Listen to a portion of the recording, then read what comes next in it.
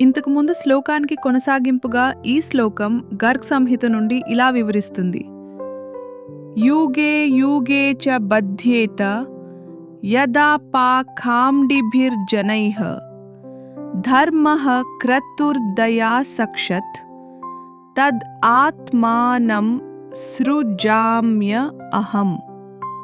అర్థం: పరమేశ్వరుడైన శ్రీకృష్ణుడు ప్రతి యుగంలో కపటం, అసత్యం, అధర్మం పెరిగి ప్రజలు నిజమైన ధర్మాన్ని, యజ్ఞయాగాలను, దయాగుణాన్ని విడిచిపెట్టినప్పుడు తానే స్వయంగా అవతరించి ధర్మాన్ని మళ్లీ స్థాపిస్తానని చెబుతున్నాడు. మనుషులు స్వార్థం, అహంకారం, క్రూరత్వం వైపు వెళ్ళినప్పుడు సమాజంలో శాంతి, నీతి తగ్గిపోతాయి. అలాంటి సమయంలో భగవంతుడు వివిధ అవతారాల ద్వారా సజ్జనులను రక్షించి దుష్టశక్తులను అణచి ప్రజలను సత్యమార్గంలో నడిపిస్తాడు.